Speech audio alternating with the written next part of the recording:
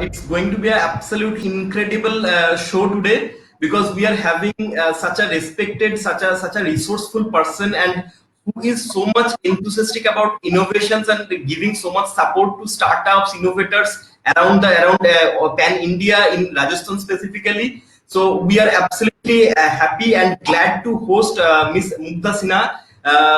So I am just going to give a very small introduction about her, and then we start the session. So Ms Mugdha Sinha ma'am is a civil servant of Rajasthan Cadre, is currently serving as Secretary of Science and Technology, Secretary of Art and Culture, and Director General of Jawahar Kendra, Government of Rajasthan. So I am keeping the introduction short on request of ma'am, because there are so much of accolades that we need to say about ma'am that has already been done by ma'am. So I am keeping it short, and thank you so much ma'am for joining us and giving us a very valuable 1 hour. I hope this will be very much interesting as well as informative to all the people who are watching this show, as well as the Space App India people who are joining for the hackathon and participating. So thank you so much for coming, and the stage is yours. Thank you, Arijit. Thank you very much. That's really sweet of you. And I also thank all our viewers who've taken out time from their busy schedules to join us for this conversation today. And it's always a pleasure, because I think I always find that I learn a lot from the new generation when I speak or have a conversation with them. So thank you for this opportunity, Arijit, and look forward to it. We are absolutely glad, ma'am. We are equally glad. So let's start with the first question, and that's a very so when I asked my team about curating and helping me to get some questions for today's session, so the first question was there that very small percentage of people who really apply for being an IAS, they can go through the process and become the IAS. So it's a very less probability that if somebody is going for pursuing this passion, they can really have that thing, that particular responsibility for being an IAS. So how you mentally prepared yourself, and how was the journey, how you make it possible, what's the thing, so that people so many people are not joining NASA Space App Challenge because they are thinking they cannot win.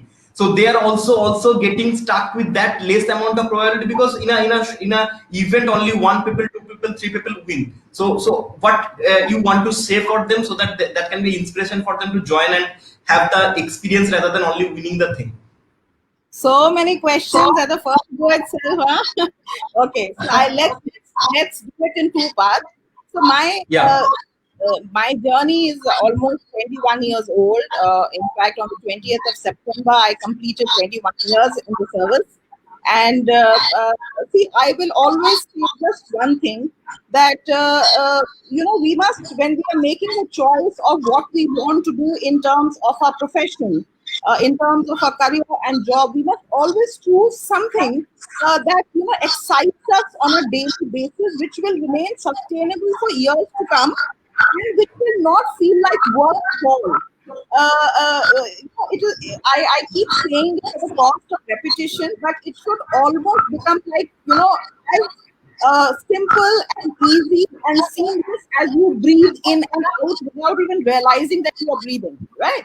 So I was groomed by my mom. The idea of becoming an IAS was instilled in my mind by my mother, so I'm very grateful to her. And these stories, very cliched stories, that when I was in standard 5, there was this essay that one had to write, what do you want to be in life, and that's how the journey started.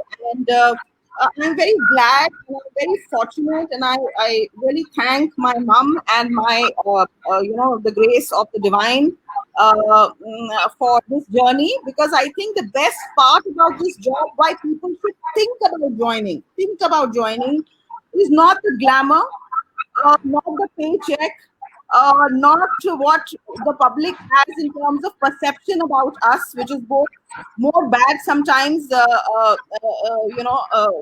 because of the connotation of a bureaucrat.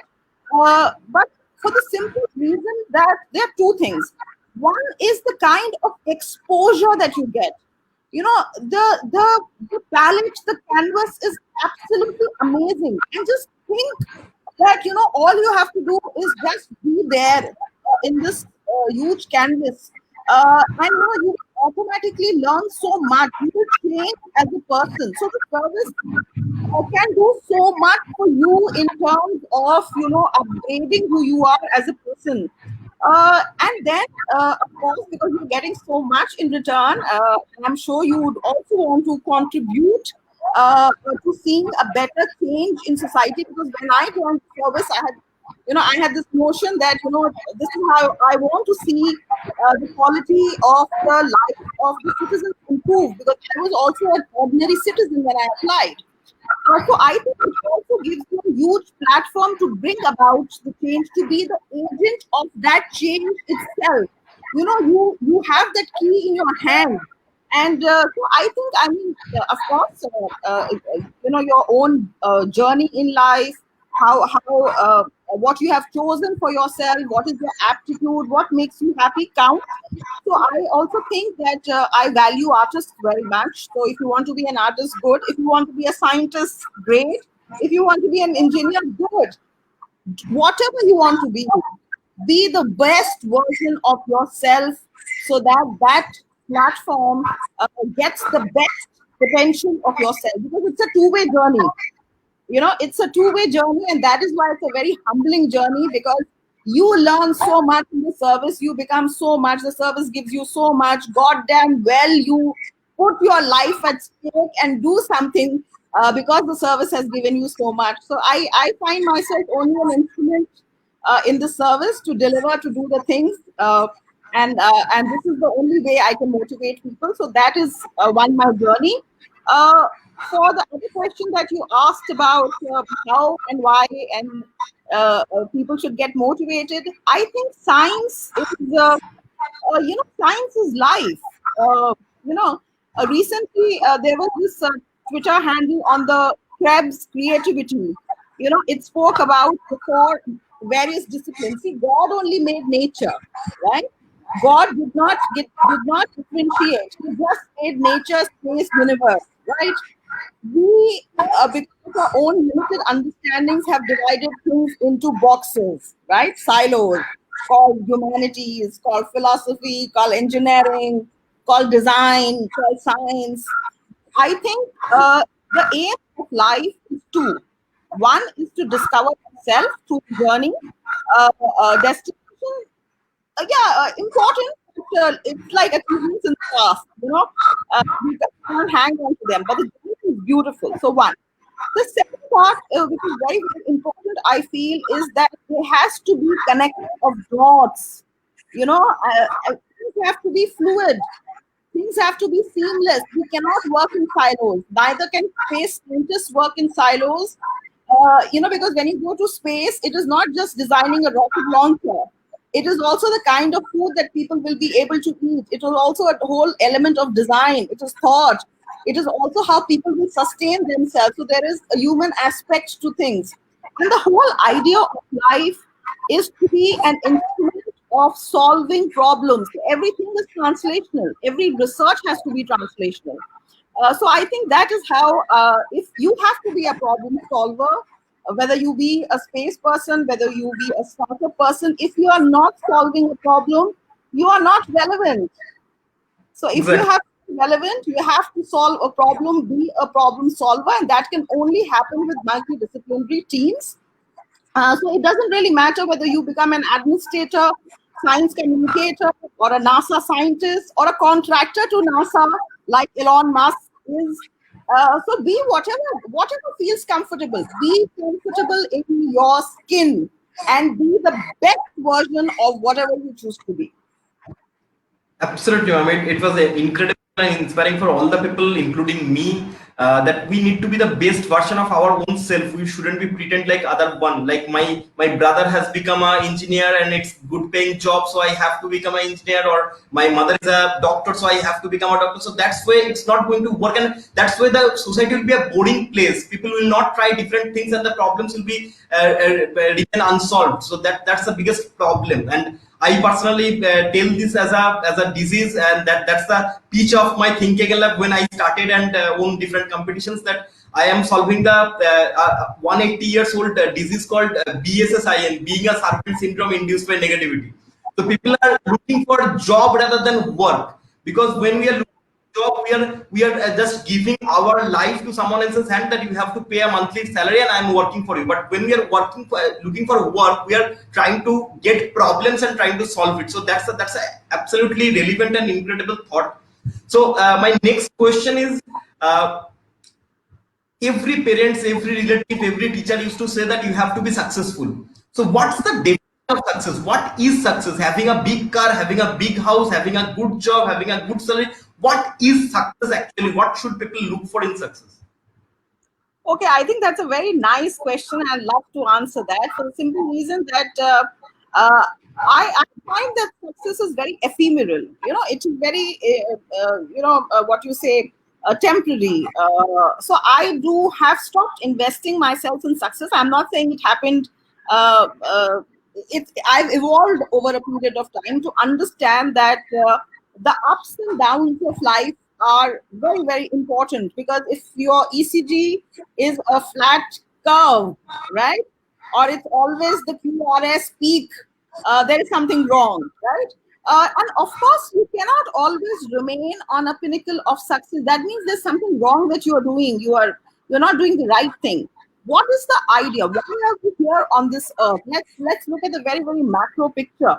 The macro picture is that we have chosen this journey. We are here because through our interactions with the world, through our professional and personal lives that we live, through the relationships and networks that we build with people, and people is important, right? The most important thing is people where. So with the kind of connections that we build with these people actually is to understand our own self, right? This entire universe is about, this entire journey that we are here is about understanding ourselves. So I think in this journey, you have to be absolutely comfortable. Lot of people derive comfort from lot of different things, right? So in public administration, there is a theory called the Abraham Maslow's needs hierarchy model, right? Yeah. In which you Yeah. have the basic needs, then you have the food, physical food, clothing, shelter. Then you have safety needs. Then you have friendship and relationship needs. Then you have a self-acclimatization, self-aggrandizement, wala need. So there are different kinds of needs, different. So in a journey, the need will be according to the time and space and the mindset that we are in, and how evolved we become during our journey in life. So I think, why should we aim for success when we can aim for something bigger and better than success? And what is Or that? rather, we can change the definition of success, not having earthly. Sir, my idea is that success is so temporary, and God in life. So we will all be, successful in some phase of our life. But I think we must aspire for something bigger and better and more substantial than success, which is called legacy. Leave a legacy behind, right? But Yeah. don't think of leaving it, because the moment you think of doing it, then it is not legacy anymore. So the idea is just be comfortable in your skin, know yourself, know your journey, figure out the pursuit of meaning. There should be a meaning to your life, because you have to be relevant, not just for society, but also for yourself. So chase that pursuit, find out why are you here, and then invest yourself in doing that thing, and that will give you a lot of happiness, right?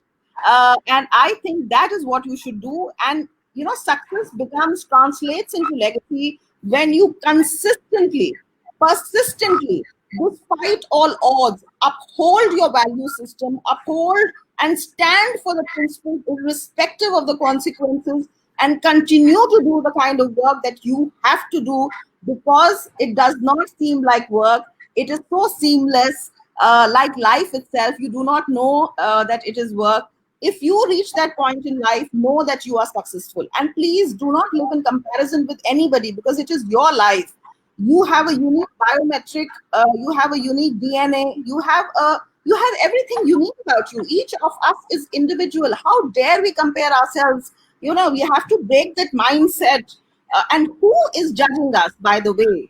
I don't understand. Who are these persons who are calling us successful, for that matter, or failures for that matter? And I can tell you one more thing. Pain teaches you much more than success. When you are low, you are more careful of what you do. You are more careful about your money. You are more careful about your relationships. When you are happy, you can just get so drunk on money, on life, on power that you might just get lost. More people have learned the best lessons and evolved by entering that state which people might think is a low or a bad phase in life. But Nietzsche has said, no, disease is the beginning of good health. We are in COVID times. So similarly, do not differentiate, do not value, judge your life based on small circumstances which you or other people see as good or bad. Remember the story and know that it is only factfulness. This thing has happened. That's it. Whether it was good or bad really doesn't matter. And be the best version of yourself. One lifetime, no rehearsals in this journey of life. So do what you have to do. If you have to be an artist, be an artist. If you want to rebel because you think that is your soul calling, just go and do it.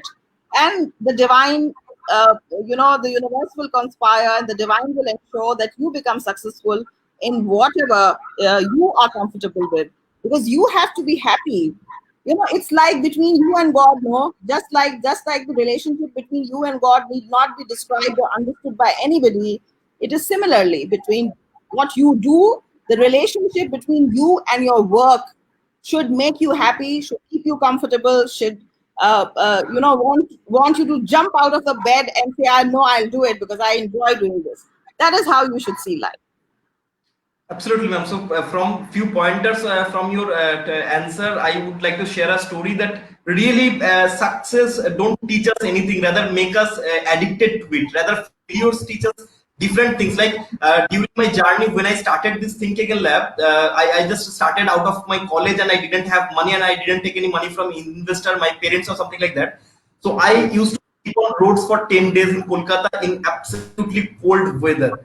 And that 10 days really teach me certain things that didn't teach me all the certificates, all the accolades I have during this journey. And that's really very important to get failures. We should be addicted to failures rather than success, because failures are going to teach us a lots of things. So that's really incredible thing.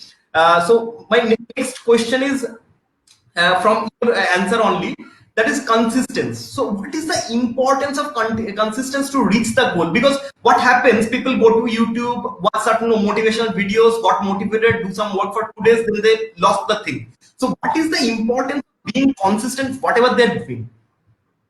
Okay, so before I talk about consistency, I just want to give a small disclaimer that when I say consistency, it doesn't mean that you don't change.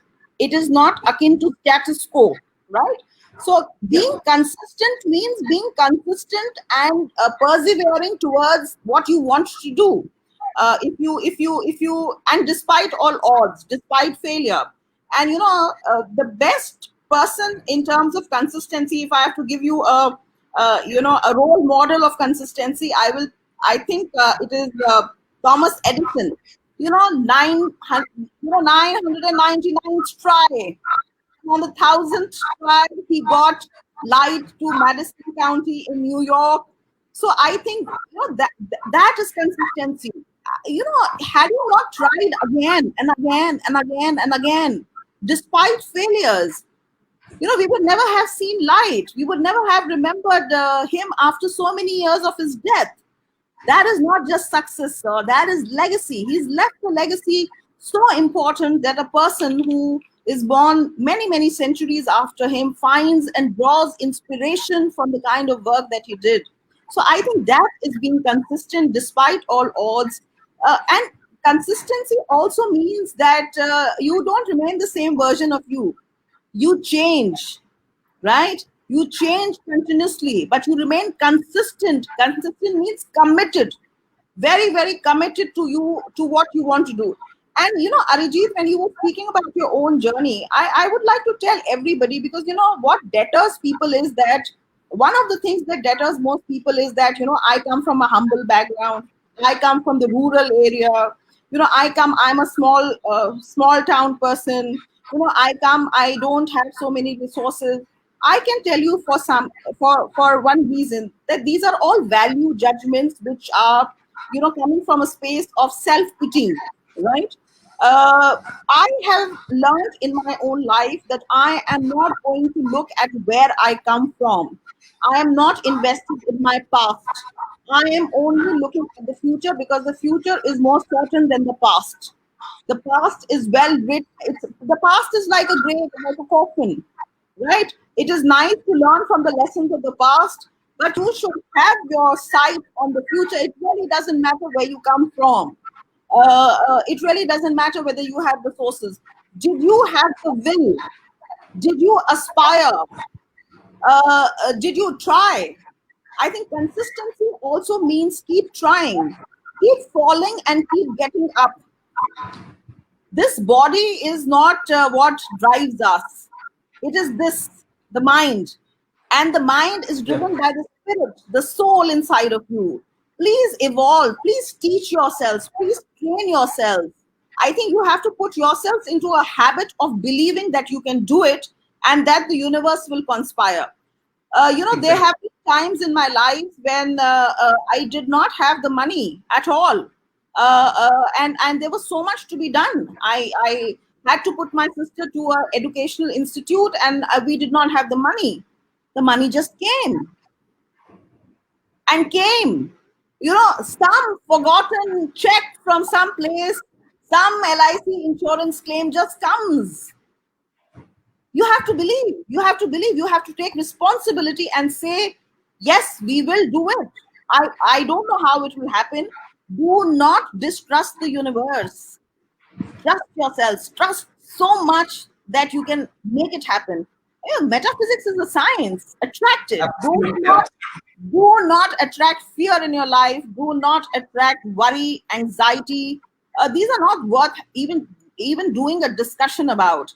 I think just Exactly. believe in yourself, be focused on the goal, and wait for the time. Time is God for me. Wait for your time. Do not be in a hurry to get the results, right? Just keep working. When your time is there, things will happen. Things will fall in a jiffy, in one moment. So wait for your time.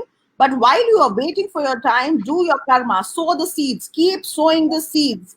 Do not bother about the outcome. Just keep walking, and I'm sure you will get what you have to get, because 20 years of struggle and hard work can get erased by just one measure of divine grace, and can change your life for absolutely ever and ever. So believe in that, have faith in yourself, and keep doing what needs to be done without compromise, I think. Absolutely, ma'am. So I should rephrase the question I have asked you before, that it's not consistency; it should be converging consistency. So we cannot do the same path all the time. We have to change the path, but the goal should be the same, and we have to be consistent with the reaching the goal. So absolutely outstanding thought. I hope I am also learning a lot from this session, and all the people who have joined, they are also learning about this session. So my next question is. What is innovation? What do you understand? What do you think about innovation? Is it only possible in science and technology, or innovation is a thing that can be possible in every domain? So what's your perspective about innovation? Yeah, very, very good question. The way you have actually phrased it. See, innovation is happening every minute. It is not waiting for an innovator for us to identify, right? And innovation is not confined only to any one discipline. Innovation is happening in art, innovation is happening in technology, is happening in research. So, innovation is both a product and a thought process, right? So innovation actually again happens in the way you can conceive of things. Even before you have a product in hand or you have a process, it's here. Your innovation is what you can foresee. Life is led, at a very, very common level. You lead life by hindsight. You grow intelligent by hindsight. Today, sitting here, 21 years of my job, I can look back 20 years and then, be very intelligent about it. uh, there are some people who have foresight, who can look at the future. Those are the people who are innovators, who can conceive that, okay, this is how the world is looking today. 10 years down the line, I see that this is going to change. So all those people who have innovated models like Amazon without any inventory, people like the Oyos of the world, the Ubers and Olas of the world, who came up with this drastic shift of non-ownership in sync with this philosophy of minimalism, that you don't really have to own things to be able to use them, right? It's a very, very seismic shift. It is not just a business proposition or an innovation, but it is a total shift in thought process. There is so much happening today in the AR, the VR, the MR kind of fields. It is all emerging from your thought processes, right? So I think innovation is something which, when you discover something, when you invent something, and you are able to commercialize it and put it in the hands of the people and say, here, this gadget or this process is going to make life easy for you, and it is going to solve this X problem that we have been facing from generations or for eons. That, I think, is the true meaning of innovation. Also, if any of you have read this book called 0 to 1 by Peter Thiel, of course, he himself is a CEO of umpteen number of companies. He's innovated and he's learned a lot from failure, by the way. I would highly like to recommend the book because he talks of these 7 basic questions that people that who are innovators need to ask, because Facebook is an innovation, right? That changed, and we are doing this conversation today on Facebook, so I'm mentioning that. Uh, so today, if somebody wants to replicate the same model, right, with the old wine in new bottles, I think that's not going to work. And that is what exactly Peter Thiel is saying, that an innovation is something which is not incremental change, which is not jugaad, which is completely reassessing how we can talk in terms of problem solving by using this kind of a methodology. So I think being innovator is being a little bit of a visionary, looking into the future where nobody else can see, right? Also, he says something. So design is very, very important in his thought process. Also, something he says is that you should be able to choose not just your team, right? It cannot be a job. Innovation is not a job. You cannot hire Yeah. people, But the other important thing is, he says, please also look at the timing of when you are launching that innovation. And your innovation should be conceived so well that you do not really have to sell it. You should always begin from a big share of a small market, is what he says, is innovation. I think it's a fantastic book, and it is very, very important. And he says, see, I have learned a lot from failures in my life, right? As has everybody, because, failures give you such insight. Success is nice. The role of success and failure is different. Success encourages you, makes you enthusiastic, makes you want to do more, gives you a certain validation, but that's about it, right? It keeps you motivated. Good. But failure gives you insights into how to do things better, what you can learn from this and how you can apply. It gives you that quirky edge which people who have not failed will never have. It is like what Nassim Taleb says, put your skin in the game. Just to give you an example, and I'm saying this on Facebook, I'm emerging from a little hospitalization I had from the COVID process. And, when I did not have the COVID thing, I had no idea of what the process of, going into a hospital, what is the treatment, what is the lab diagnostics, etc., etc. But the moment I put my skin in the game, I have become so intelligent. I can help so many people today. Tell them I am actually telling people that this is the protocol, these are the hospitals. My intelligence level increases. And suddenly, only yesterday, I sat myself through several coaching sessions to learn how to read an ECG. And I thought it was fantastic. So, all people, because we are in the fourth generation of the industrial revolution. The first started in 1785 with the steam engine. We are in the fourth generation today. So much of data is being collected about our own selves. The digitization of data needs to be democratized. People need to be empowered to know the data that is emerging from their bodies. They should understand, because it is also part of knowing who you are, instead of trusting third parties. You should have so much of a command over what is happening in your lives. I think this big data is going to change a whole lot of stuff for startups, and also for the space challenges that we have now, that government of India has also launched, have invited private parties to become part of the ISRO's various national Space India Limited mission and stuff like that. So I think it's a very, very good opportunity, huge opportunity.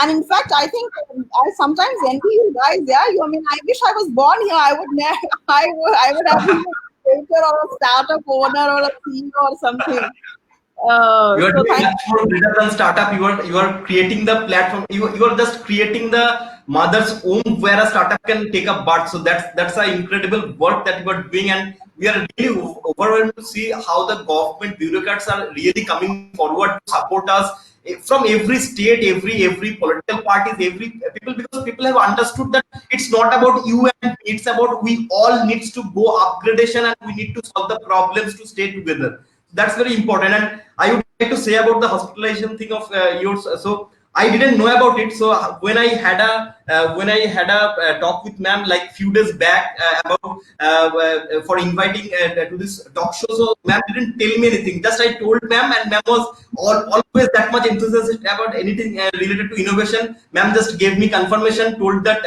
just send me the invitation mail. I will just revert back to it. Today, when we are just starting the show, before that we need to have a talk with the speaker. So I was talking with ma'am. So that time I just get to know about, when I was having a conversation with ma'am in LinkedIn, ma'am was in hospital, and ma'am was COVID positive at that time. And at that time, just lying on the bed of a hospital, ma'am just gave me confirmation that she is going to join on this show. So this can be the biggest motivation for all the people who are giving excuses that I have a class, I have an examination, I don't know how to innovate, I don't have money to create the innovation, I don't know how to pitch, how I can win. So these excuses are very small in front of this example, that if you're committed, if you really want to do certain things, the whole universe will put the things for you to make that happen. And that's an incredible thing. And the thing is, about the success and failure, ma'am, I personally believe there is a very wrong thing in English language. Failure is absolutely the opposite word of success. The opposite word of success is give up. If I am stop trying something, then only that is against of success, or the opposite of success. Failure is part of it. So all the people who are from science background, you can understand what a summation is. So failure, summation of all the failures you are having from the first to the last attempt equals to success. So failure is not absolutely the opposite of success, and that you need to understand. We all need to. I encounter failures every day. Maybe people are seeing my success in my Facebook and social media, right? But we all need to get failures every day to get a one success, and that's the process. You cannot get out of this process. This is a loop. So thank you so much for that kind of innovation, ma'am. And the answer was absolutely apt and appropriate, and people can understand. So my next point is, innovation sometimes becomes very geographical. Like the innovation happens in America that cannot work in India. So we need people, we need the students, the innovators of India to, for sake of the India, innovation is a boundaryless thing. But if we want to really do something for our country, so we need to think in terms of the problem statements that happening in India. So what you call a Indian innovation, how students can think about Indian innovation that can really help the Indian people. Arijit, I would slightly like to beg to differ on the geographical thing. I think innovation, I would like to, of course there is, because your thought processes, your conditioning, your culture how you use certain things, what level and stage of development are you in. Those things definitely matter, and that is absolutely right, that yes, there is a certain impact of the geography and the culture and the conditioning and the outlook of a certain place. But I think that is why the beauty of innovation is that it can cut across these man-made divisions and boundaries and these topographies and cultures and geography. So I find that it is more in terms of, it has a more evolving temporal timeline than a geographical, so to say, timeline. See, for example, to Amazon, right? I'm just taking notes because I understand these little better. So today, Amazon does not have any geographical boundary. You know, the way people are doing purchasing on, say, there are umpteen number of e-commerce platforms and sites, but it was one of the pioneering sites, especially for books. And I remember it happened when you did not even have an Amazon.in, and you had an Amazon.com, and one was purchasing books even as early as my entering into the service. So it cut across geographical boundaries because the innovation is like a magnet, you know. So if you have to sell your innovation, then I think there's some problem. If you have to attract people, it has to be like honey. The bee has to get attracted to your innovation, right? And so there are certain, there is a structure to what innovation is. Although innovation is almost like free thinking, free thought, but you have to put it into a structure to institutionalize the innovation so that you can commercialize it and reap the benefits of the honey getting processed and packaged into bottle kind of a thing. So that is my thought process. But what is important, of course, is that for school students, today I read something very interesting on Facebook that I need to share. A friend of mine had probably applied for her daughter for coding, right? Coding is becoming the new language, and there is a lot of buzz because Bill Gates is really promoting coding. So all parents are thinking that why not, initiate our children into coding. So she put up a reply of a company to which probably she had applied for her child, saying that my child is such and such, maybe 10 years, and I want to put my child to the coding language course. So that gentleman wrote the letter which he put on Facebook. And incidentally, when I was switching on this Facebook, I saw that and I thought I will mention this today. And the reply said that, ma'am, innovation will not happen only through coding. Your child needs to go out and play in the evening and make human connections with people. And I think that is where most of the innovation and the learning is going to happen. So let us also understand that please do not get awed by technology. Technology is ubiquitous. It is omnipresent. It is very helpful. But please also remember that we are human beings. We have not become robotics as of now. We are the ones who create the robots. We are the ones who will put our human and natural intelligence to create artificial intelligence. But we do not have to become dependent on artificial intelligence alone. We don't have to stop using our memories. See, when the phone came, we have stopped remembering the mobile numbers or the phone call numbers of even our intimate contacts, right? We just speed dial one or something. And so please remember that it is said that the human body in its entire existence, with all the high IQs that people have, is able to utilize only 8% of the brain, right? 92% of the brain does not get utilized in a 70-year-old lifespan of a person. So my request is that please continue to remain who you are, human beings, and do all the kind of innovation that needs to be done. But please remain invested in the human quality.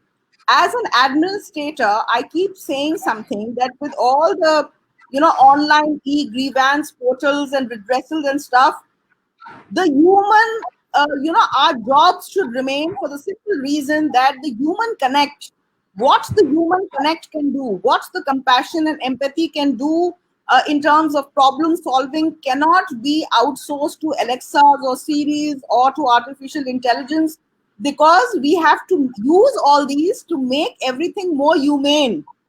rather than the other way around, right? So the human element should absolutely remain, and the school children should become part of the science clubs that you have. At least government of India and all state governments have recently launched the Inspire Manak scheme for the school children, also for the college, of course, and they invite projects. So I think this is a very good outreach program of the government, where people must submit their innovative ideas and projects and become part of their process of thinking, creative thinking. I also feel that children become what we learn in their house, in Yeah. their homes. The attitude to be curious, the comforting environment to ask questions of their parents, of their peers, of their schools. That encouragement which parents should give children. Please observe things. Just don't make them do the formal studies. वो तो हर बच्चा कर लेता है यार. Every child is able to pass. So the idea is, as parents and as teachers and as peers, as friends, we must encourage people to observe, to ask questions, to do inquiries, to investigate, to play around, to use their hands. I think that concept is getting lost. Do things with your hands, because you remember there is a memory to your five physical senses. The way you see things, the way you talk, the way you hear, the way you use your hands. So I think creative thinking and creative destruction should happen. Please allow the children their childhood. Don't snatch away. I don't want to see missing childhoods, because then there will be no innovation happening, because there's a lot of things which happen where a child is playing in the mud, where a child is experimenting, let things get broken. I mean, school may I have seen that labs don't open up for children because they're scared their instruments will get broken. Please let all these things happen, because science is the only discipline actually which allows you to fail, because that is based on experimentation in the lab. Your experiment will fail 10 times, new observations will come, new things will happen from those readings of those failures of those experiments. So I think please allow all that to happen. Let the natural course of things take place, because that is how innovation will happen. That is how minds and hearts will become part of the process of thinking innovatively, right? And the fact that you mentioned, Arijit, that you called me in the hospital bed just to tell people that, opportunity only knocks once, right? So you must always take it up when it knocks first. So that is my simple funda. And also, I thought that if I commit to you for the day today, 24th, there will be a reverse engineering happening in my brain, and I will know that I have to get well before that deadline which I have committed. So I think there was a selfish reason in doing that, because I wanted Not to be. absolutely selfish. I'm feeling very much proud, very much glad that somehow I have worked to get you cured in any terms. So that's a very good thing for me, and I am very much happy for that. That God's grace, I have texted you on that day, and that really, if that really helps you to get cured, I am very much I very. am truly grateful to you, because you have been a part of my healing journey, because you gave me hope. Because I knew that I would be there on this platform today. So that gave me hope. So thank you very much for that. I'm glad, ma'am. So the innovation, the empathy you are talking about. So we used to teach about design thinking. That's a very good way of doing innovations. And design thinking start from empathy, because if we cannot think like a human, how we can understand the problems of a human? So we are solving the problems of human at a large scale. Maybe that's direct or indirect. So if we cannot connect with the human being like a human and understand the problem and the pain, maybe we can understand the problem statement, but the pain is important to come up with the optimum solution. So we always look for empathy while we are doing innovations. That's really absolutely incredible what you have said. So thank you so much, ma'am. And we are having a lots of questions right now. I will get back to my questions later, because these people will be very much angry with me. So let's see. Very good question. Fine. So I'm putting the question on screen. You can see also. So there are times to enjoy the journey of the process of achieving our goals because we tend to micromanage everything. How can we avoid it, or should we avoid it? It's a question from Sriti Sharma. You should only manage yourselves, not the journey. We are very small cogs in the divine universe, and if we think that we are the ones who are managing, then I think there is some bit of evolution that needs to happen. My evolution happened some time back, and I realized that man proposes, God disposes. See, the English language, or for that matter, any language, has come up with these distilled wisdoms in what is called phrases and idioms, right?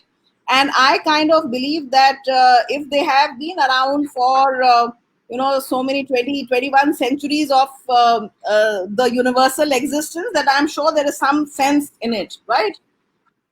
So I feel that we are just treading a path which has been designed for us, which we have had at some occasion in a very democratic manner to choose ourselves. We may or may not have memory of that choosing, but we have chosen that. So I think there is no point micromanaging. When I joined the service 21 years back, they taught us in Labasna that, look at your journey and plan for the next 5 years where you want to be, where you want to be. Yeah. To have an aspiration to work towards that journey makes sense. And I will say, yes, do it. Think about where you want to be next 5 years. But also know that, changes and shifts will happen because, they're meant to happen. So be like a surfer. Know when you have to ride the high tide in life, and know when you have to go low because the ocean, the time. So I think connect your journey with the time space, because we are you cannot enter the same river twice, right? Every time you go back to the river, something has changed. Hai. So you are not the same person. Even as I'm speaking, every minute of the passing, I'm a different person, right? So please remember that this is my personal view, of course. I mean, everybody's own journey. And you should please do not take anything that I say on face value. Please put it to the test, because everybody's journey will be different. Everybody's experience will be different, and it better be different, right? So this is what I feel. This is what is emerging from my own frame of reference, as Einstein puts it, because our frame of reference also comes from our exposure, our journeys, our experiences in life, our understanding of life. Which prism are we viewing our journey?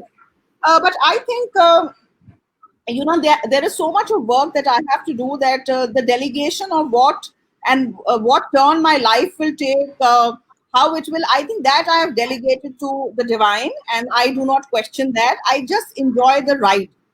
And I think I'm a person by nature who enjoys the uncertainty and unpredictability of what is to lie, because I think it's very challenging.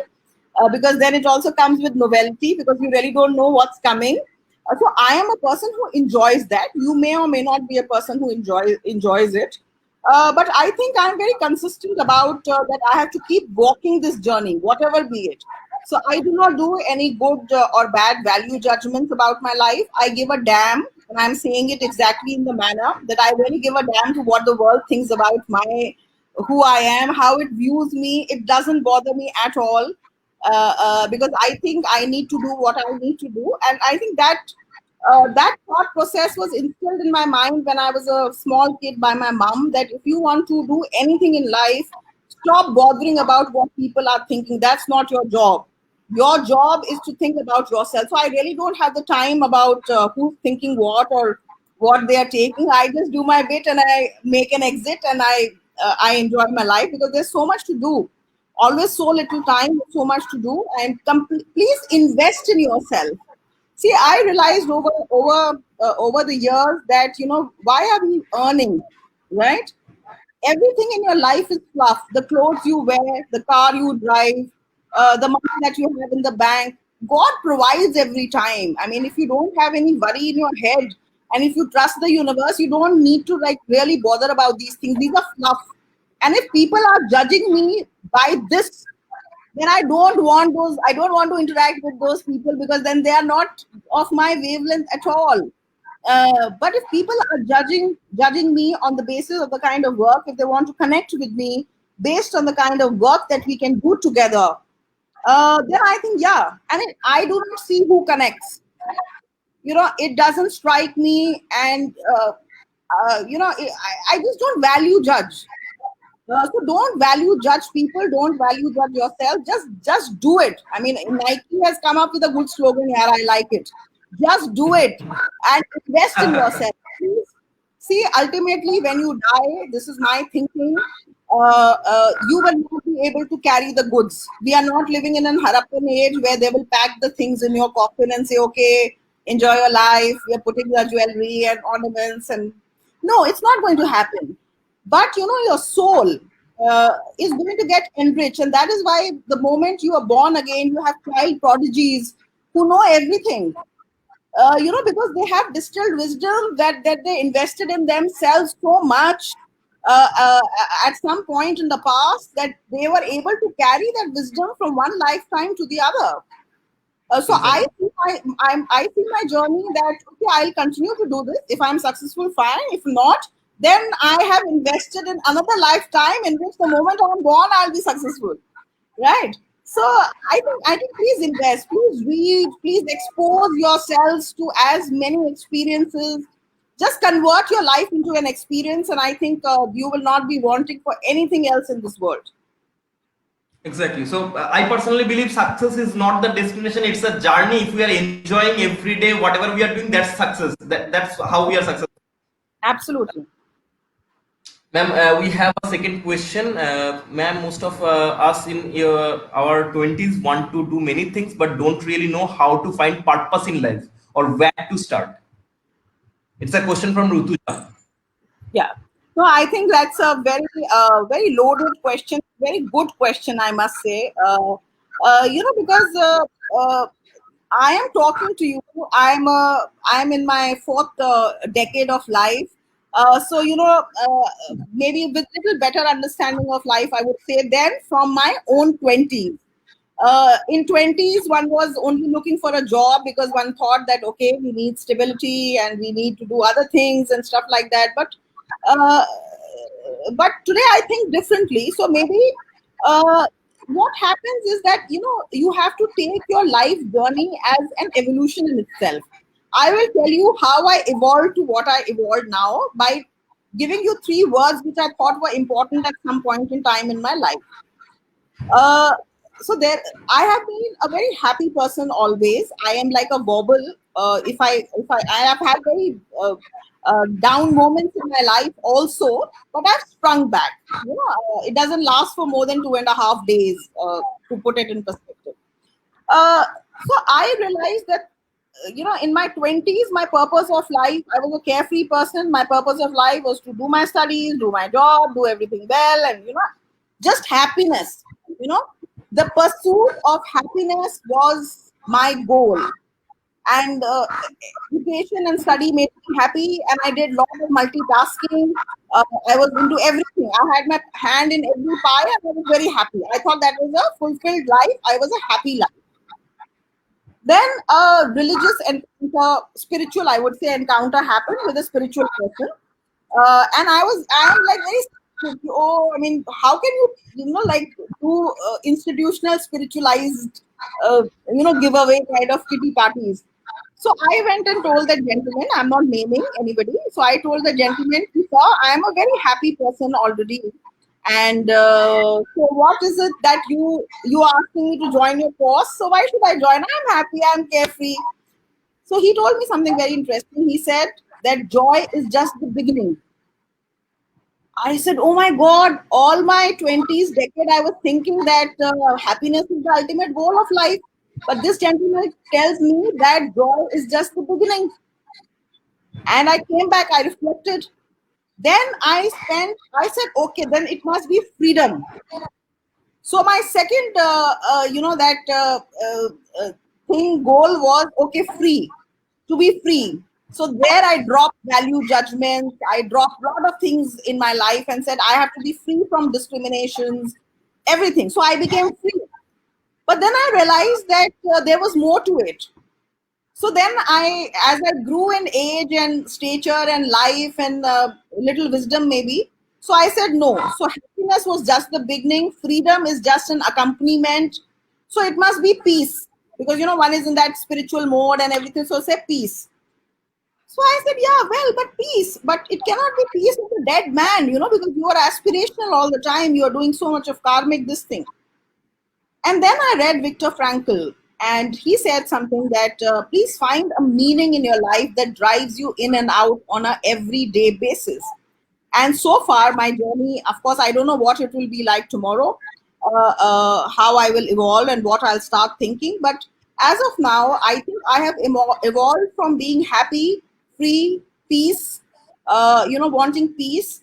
And today only my pursuit is not so much a pursuit of happiness, but a pursuit of meaning, finding purpose in everything I do and living in awareness.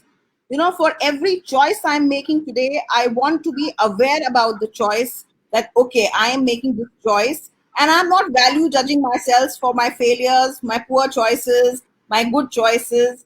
And I think remaining invested in finding out more and more. So I think I am not somebody who can give you, a definitive answer and say that I have found my purpose in life, because I'm still looking.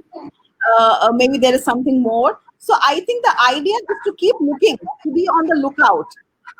And I think that's a very interesting thing, because it keeps you very, very interested and curious, and I think that is my body type, my thought process type. So I think your journey can be different. So please put your skin in the game if you have to find out your journey, right? Ask yourself, look yourselves in the mirror, and check on yourselves. See, what I've learned is, the device that I've learned is that I interact with the world, figure out my angularities and my rough edges, and then come back and introspect, and then look at myself and say, okay, am I on the right track? I am doing well. Is it making me happy? Is it giving me peace? Is it making me free? uh, uh, so from ambition to aspiration, yes. uh, uh, I think Gandhiji, I think, has said it best. I don't know. I mean, just want to say that, you find yourself in the service of others. So I think that gives that puts gravitas in your life, I think. And I think that is what we must do, because there is no end to the grace that can happen when you are busy doing things for others. There's somebody else doing things for you all the time. So I think that is how I'd like to see. And please discover it for yourself, because you can't take handouts from anybody. It has to be your own unique, stamped with your own experience, for it to be relevant for you, I think. Exactly. So, from your talk, we can understand that finding the purpose is the biggest purpose, and it's a recursive journey. We need to do it from the birth to death. Then that is the journey, because you're not having any manual that you have found, or there is no school sheet is going to come that you have found the passion, the purpose of your life. So it's a conscious process. We first need to be conscious about ourselves, who we are, what we really love to do. And for the people who have asked the question, purpose is something that you really love to do, and that is helping you to survive and helping others, and you are making a position in the society by helping others. So that should be the purpose, and that is not a one thing that I found the purpose. It's an endless journey. We have to keep doing, keep finding, and all those stuff. So thank you so much, ma'am. It's a very insight. Can I just say something, just a very short interjection? Yeah, yeah. I find it a cliche where we say that we want to help people. Actually, we are not helping anybody but ourselves. So I really want to say this, that I have stopped using the word to help people, because actually we are not, who are we to help anybody? Yeah, I mean, we are just instruments. God puts us here and says, okay, you do this because something has to happen there, because these are these neural connections that God has built.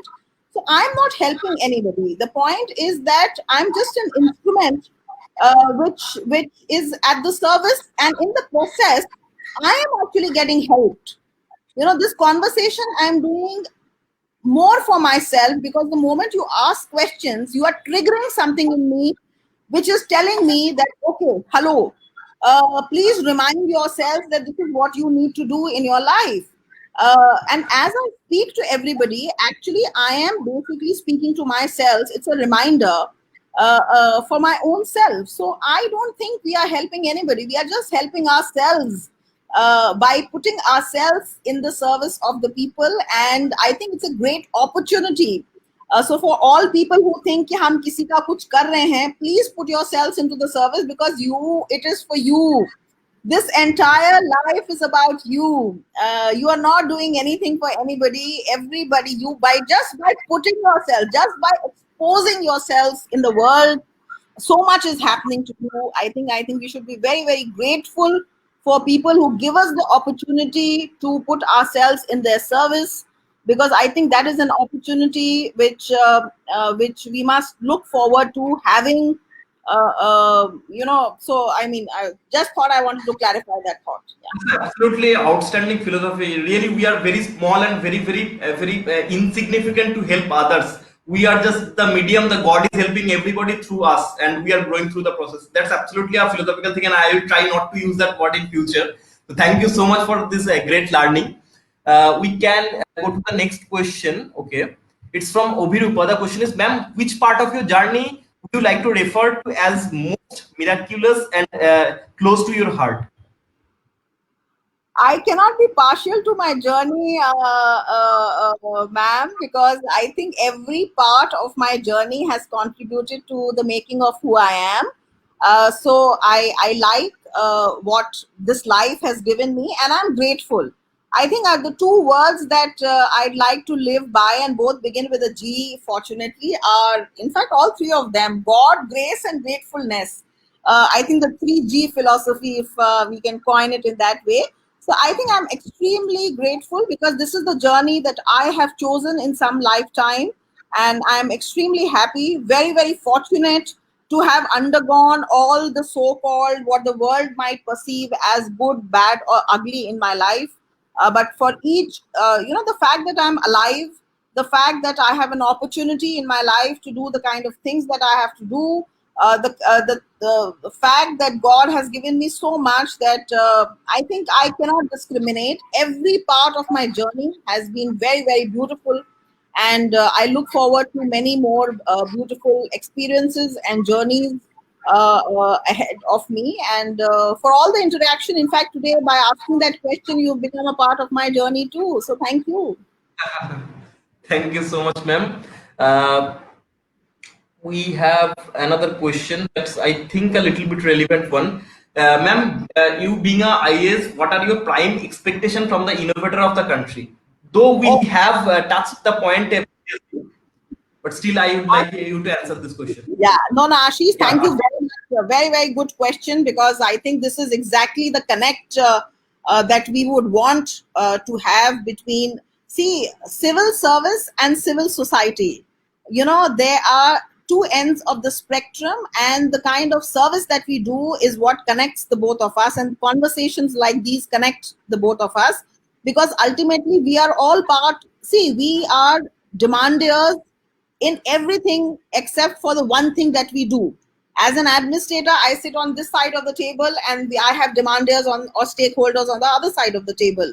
But when I go to buy my vegetables or grocery or do anything, I am a demander, and there's somebody else providing a service. So we can be service providers only in one aspect of our life, but in everything else, we are at the receiving end, or we are demanders, or we are somebody's stakeholders. And that is how we are all beautifully connected to each other. So what I would like to see, please don't think innovation is something big. Okay, it may be a revolutionary thought process, but it can be a very, very simple thing in terms of, say, for example, how you are able to do your coriander, how you can separate your coriander leaves from the coriander stem, and remove the drudgery of the people who have to clean that coriander leaf. Innovation can be as small as removing somebody's drudgery in life, right? Innovation can be something as, my passion right now is science communication, and I feel that I must, a lot of doctors are so busy looking at patients, their competency levels are never in doubt. Sometimes intentions are also very, very good, but they are not able to provide the care to the patient, and the patient is also not able to feel the care because they have so many people to look after in terms of providing care.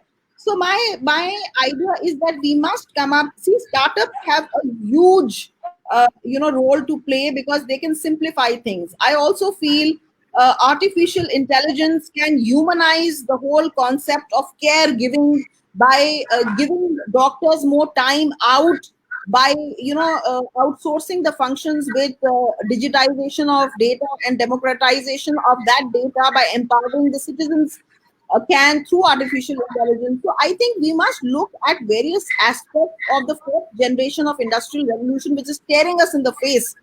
And see, music industry has made good use, artists have made good use of technology, but I think deep science is where we must invest this kind of innovation, because ultimately, what are we living for? What are we working so hard to earn money for? For good quality life? No. So please do innovation to improve the good quality of life. And I think if you are able to do that, we will be totally beholden. I want the experience of people who interact with the government to be a very, very memorable experience. So I think we let us invest in processes, re-engineering of processes, making things simple. See, Don Norman wrote a book called The Design of Everyday Things, right? So please invest in design. There is this whole story, no, when you have to cut a tree, you grind your axe for 7 hours and cut the tree in 1 hour. So please focus on design, the science of design, because as policy administrators, the architecture of a policy, the framework of the policy, the design of the policy ensures that the implementation will be good. So as innovators, I want to see that normal problems of human beings get erased through simple processes, user-friendly processes, and there is a psychology of use of the design, be it the process or the product. So as Arijit also spoke about, design and empathy go together, innovation and empathy go together. So you have to step into people's shoes. As an innovator, as a designer, you have to become the user of your own product, your own thought process, and do the dry run and see whether your policy is making sense or it's not making sense. Arijit, give me a minute. Let me just unveil the curtain, and I think there'll be more light. Sure, sure.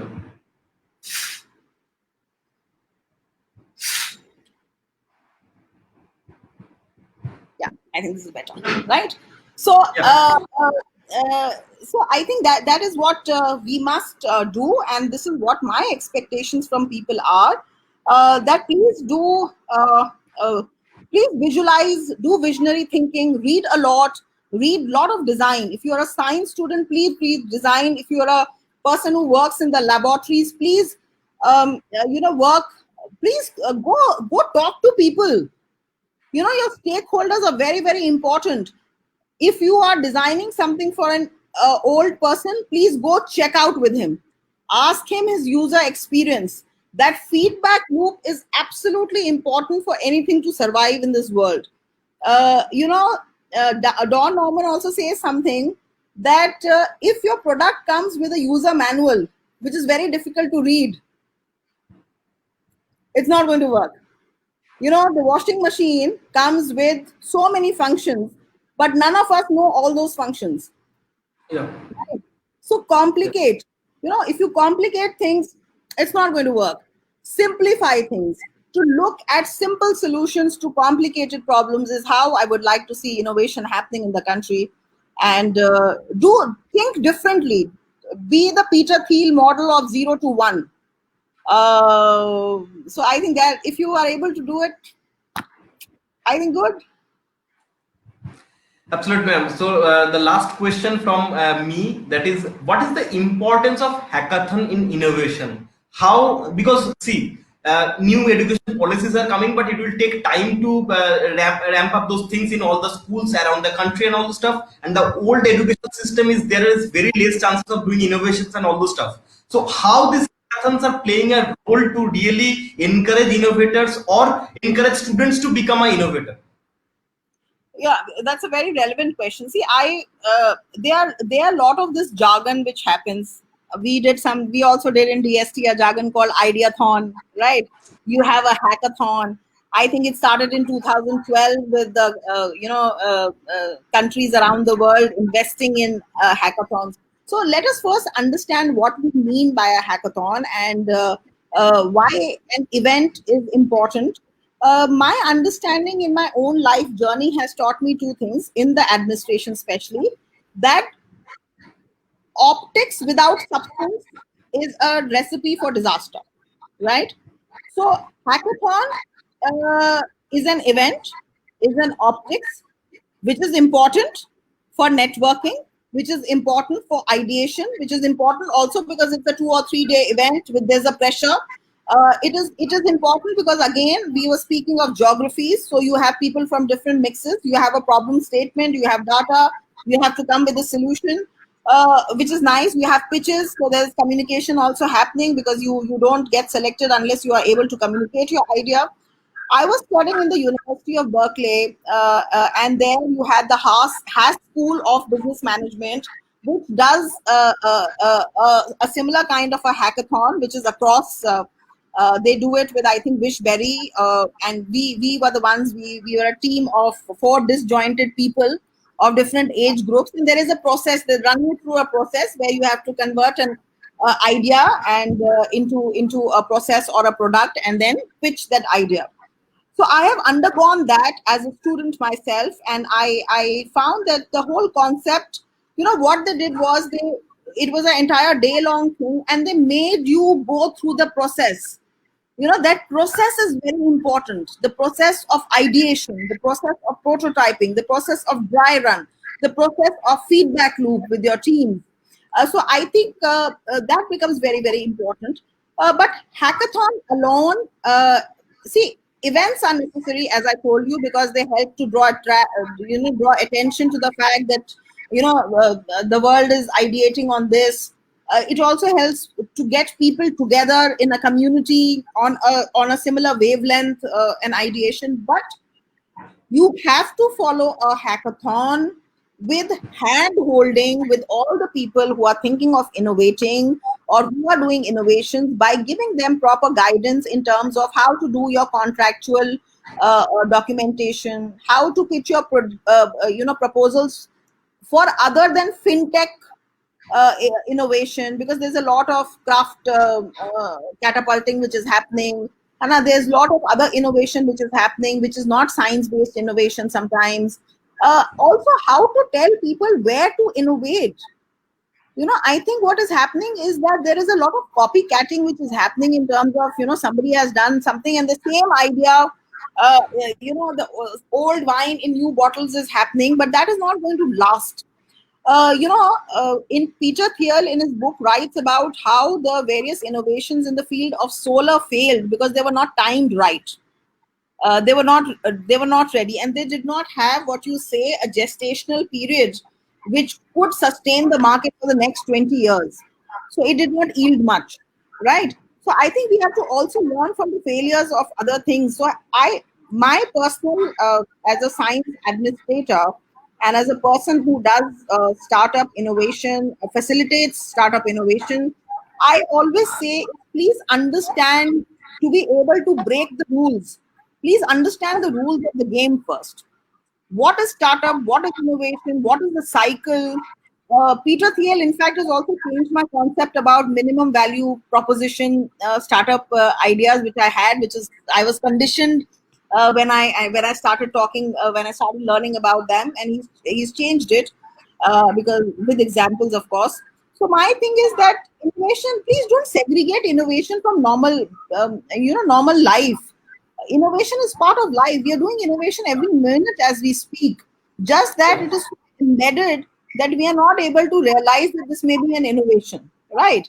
So look at creative ways of doing the same things. They say that lazy people are sometimes the best because they want to do, and I think also multitaskers. I find myself doing a lot of innovation at times in terms of my own time management, by doing a lot of things.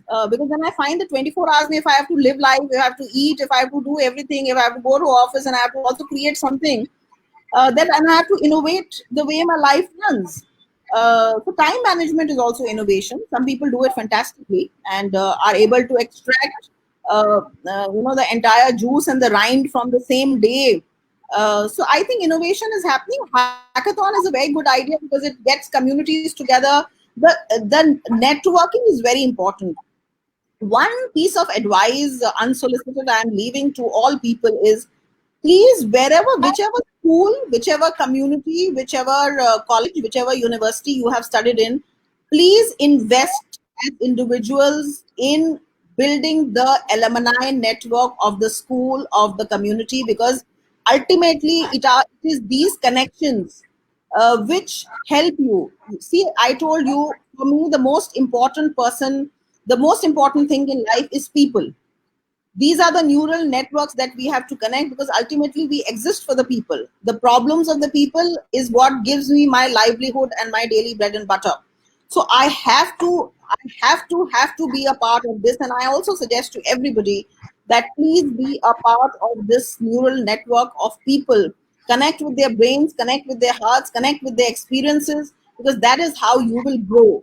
And please help, not in that help way, please help yourselves by putting yourselves in the service of these alumni networks, because a lot can happen. And I want to see, as an individual, I have this huge aspiration where I want to see IIT Delhi neural network talking to an LSR and a JNU neural network, and federations of these networks talking to each other, and federations of these startups talking to each other. I've tried to get a lot of these federations, the e-Chopals, the Marwari Catalyst, the Startup Voices, the iStart in Rajasthan, all together, by reaching out to them and saying that please, let's all work together, because there's no point working in silos.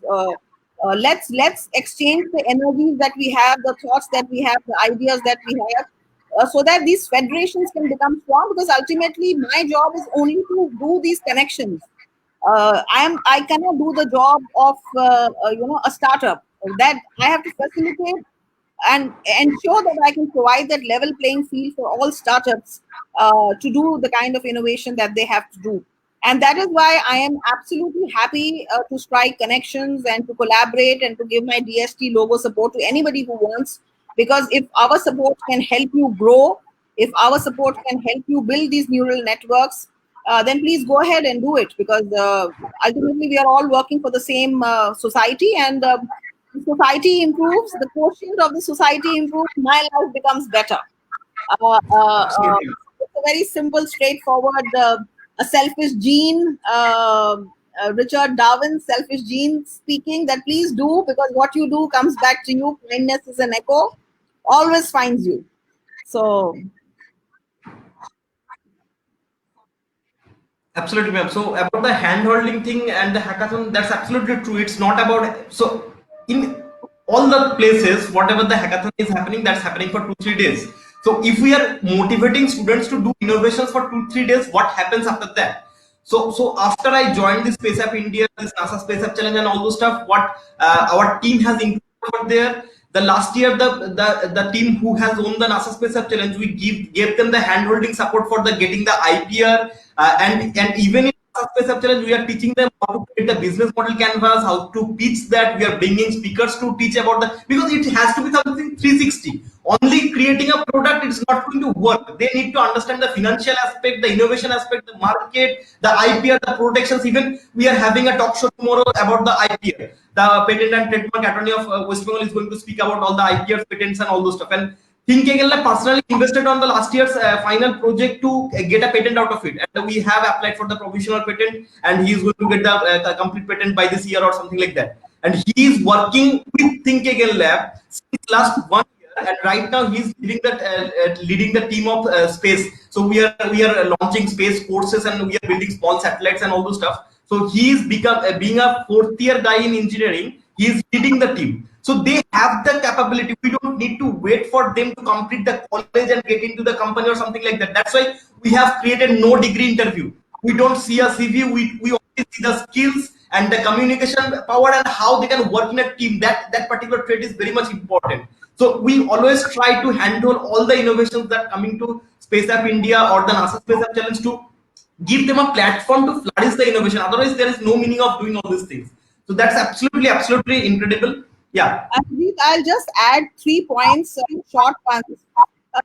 What we need to do is, because we also look at a lot of IPR and GI, and if you read today's newspapers, you will realize that in Jharkhand, just by providing GI to the Kadaknath meat,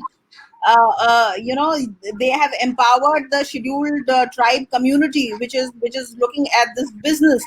And I also want to warn people that I am a little wary of these patents which don't get commercialized, because just owning a patent is like owning a degree and then not doing engineering or MBBS or MBA or something like that.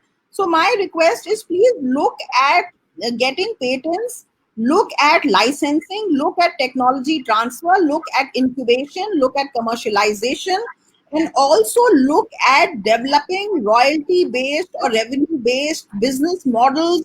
If you have got IPR or a patent or an industrial design, which I think is going to become very, very important in times to come, especially as we realized that we will be emerging out of this COVID situation, industrial design will become as important as copyright and as embedded that you don't even think about copyright these days, right? So that is important. The second one, I was speaking of these neural networks and alumni associations, which I thought, and startup federations. This whole concept of mentoring becomes very, very important, right? And I think this is what exactly we should do. And in Rajasthan, I think all these federations of startups, I'll be happy to connect you to all those startups, because I think this exchange of ideation between West Bengal and Rajasthan probably is not a bad idea, and we must do it. Absolutely, we are glad to collaborate with everybody, because collaboration economy is the biggest economy. If you cannot do big things. So I also look at it as a gift economy, so you gift each other connections so that we can all grow and become part of this, what James Redwood said, group consciousness. Very good. So let's build this group consciousness and manifest and become magnets for attracting. And the last thing is very, very important, in which I don't think startups are getting much hand holding, which is that finance is something that you've mentioned. A lot of pitches is happening in hackathons and stuff like that. But I think the legal documentation part, to be able to survive in a market, to be able to negotiate the market space, that I think is very important, because your customers' satisfaction comes from customer care. If you order a packet on Amazon, which is delivered by, say, a non-prime seller, and the packet doesn't reach you, then the customer should have full satisfaction. So I think those legal contracting things is what the startups often fail. A lot of people then become part of the middleman journey, where they do the product, but they are dependent and they survive on commission rather than actually owning the revenue. So I think those kind of hand holding is very, very important. So I think the finance and the law, institutionalization and developing royalty-based revenue models out of these patents, exploiting the GIs and doing mentoring and commercialization, because you're manufacturing. See, the fourth generation industrial revolution, basically the Make in India, your innovation should come from all your science-based research and technology-based startup research. So that is very, very important in times to come. Absolutely, ma'am. Absolutely. So we have already crossed 23 minutes around the schedule, but still we are. It seems that we are still needs to talk about 2 hours, 3 hours to complete all the questions and all those things. So I hope we can organize this kind of sessions in future again, because we are coming up with the season 2 of Space Talk by October. Because it was great hit, and people really having something that they can take as a takeaway from these sessions. All the people are coming, and they're it's an open platform. Anybody can learn from these things. So we hope we can organize this kind of sessions in future as well. So thank you so much, ma'am. It was a really incredible thing. I am just not wanting from my heart to end this session, but still according to the time and all those stuff. We have to do it. You also have schedules and all those stuff.